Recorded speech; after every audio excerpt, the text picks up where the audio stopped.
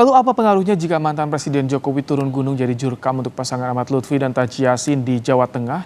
Kita bahas bersama dengan pengamat politik dari Indikator Politik Indonesia, Burhanuddin Muhtadi. Selamat petang, Mas Burhan. Selamat petang, Ibrahim. Baik, Mas Burhan, ini Jokowi digadang-gadang bahkan diminta untuk jadi jurkam Lutfi Taji Yassin. Apakah ini efek Jokowi masih berpengaruh di Jawa Tengah? Ya, kalau kita lihat di antara provinsi yang ada di Indonesia, memang Jawa Tengah ini itu daya tarik tersendiri. Pertama, populasi pemilihnya besar. Yang kedua, PD Perjuangan punya basis massa kuat di sana. Tapi saat yang sama, kandang Jokowi itu salah satu yang terkuat adalah Jawa Tengah. Dan kita menyaksikan kemarin dalam Pilpres 2024, itu efek Jokowi cukup kuat untuk membuat Prabowo yang kita tahu 2 kali maju di Pilpres 2014 dan 2019 kalah telak di Jawa Tengah, itu akhirnya bisa ya mendapatkan kemenangan setelah mendapatkan dukungan penuh dari Presiden Jokowi. Tetapi yang jadi pertanyaan adalah, pertama, bagaimanapun Pak Jokowi sekarang sudah tidak lagi menjadi presiden aktif. Beliau resmi purna tugas 20 Oktober kemarin. Yang kedua, jangan lupa di Pilpres 2024 itu efek Jokowi difasilitasi secara langsung oleh Gibran, putranya sendiri. Sementara dalam Pilkada 2024 ini, itu Pak Lutfi maupun Gus Yassin kan jaraknya tentu tidak sedekat jarak antara Pak Jokowi dengan Mas Gibran. Oke, jadi bagaimana kalau misalkan sampai Jokowi turun gunung nih ke Jawa Tengah untuk jadi jurkamnya Lutfi Taji Yassin? Apakah ini juga mengcounter kemarin karena Megawati sempat ke Jawa Tengah tuh untuk konsolidasi, Mas Burhan? Jadi ini yang menarik berikutnya adalah kalau betul ya Presiden Jokowi akhirnya turut ya kampanye untuk membantu memenangkan Pak Lutfi dan Gus Yassin, ini kesekian kalinya pertarungan antara Ibu Mega PD Perjuangan dengan Pak Jokowi setelah Pilpres kemarin. Jadi dan jangan lupa di antara provinsi yang menjadi perhatian khusus PD Perjuangan adalah Jawa Tengah. Karena kita tahu Ibu Mega menaruh perhatian khusus dengan provinsi ini, dan Ibu Mega hadir secara langsung dalam proses konsolidasi pilkada. Jadi di antara 38 provinsi tidak banyak provinsi yang didatangi langsung oleh Ibu Mega. Dan Jawa Tengah menjadi salah satu provinsi yang dapat perhatian khusus. Ini kalau Jokowi dan Mega langsung turun gunung ke Jawa Tengah, bagaimana Anda nanti bisa membaca persaingan elektoralnya di Jawa Tengah? Nah, ini kalau istilah teknisnya ya Ibrahim, itu namanya mesin versus man ya. Karena PD Perjuangan kuat dengan mesin partainya di Jawa Tengah. Kita tahu Jawa Tengah selalu dimenangkan oleh PD Perjuangan, bahkan ketika PD Perjuangan mengalami penurunan suara di 2024 kemarin, itu Jawa Tengah masih menjadi andalan lumbung suara buat PD Perjuangan. Meskipun ujungnya di Pilpres kalah ketika mengusung Ganjar. Nah, men di sini merujuk pada kekuatan popularitas seorang Jokowi. Ya, jadi pertarungan antara mesin dengan popularitas tokoh yang akan kita saksikan kembali jika ya Pak Jokowi turun gunung untuk mengkampanyekan seorang Lutfi dan Gus Yassin.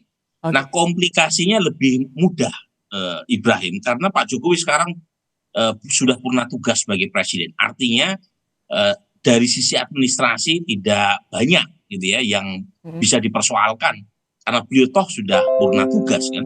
Tapi lagi-lagi itu juga jadi kelebihan sekaligus kelemahan.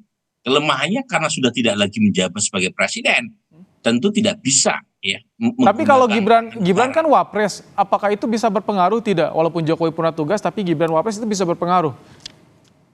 Ya, meskipun Mas Gibran populer, tapi popularitasnya kan masih di bawah Pak Jokowi ya. Jadi menurut saya tetap yang dilihat adalah Pak Jokowinya, karena Gibran ini kan popularitasnya tidak bisa dilepaskan dari ayahnya.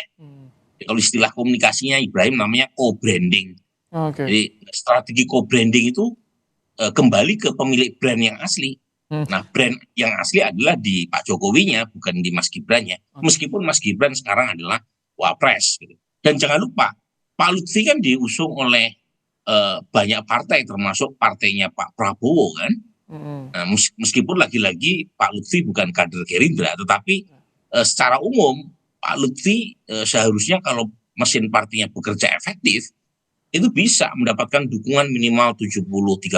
Oke. Karena partai-partai pendukungnya di total itu mampu menguasai 73%, sementara 27% suara di Pileg 2024 kemarin di Jawa Tengah itu memilih PD Perjuangan. Cuma masalahnya kan basis pendukung partai Pak Lutfi sendiri juga belum solid. Dan itu yang menyebabkan kemudian muncul aspirasi dari kalangan partai pendukung Pak Lutfi untuk meminta Pak Jokowi turun gunung.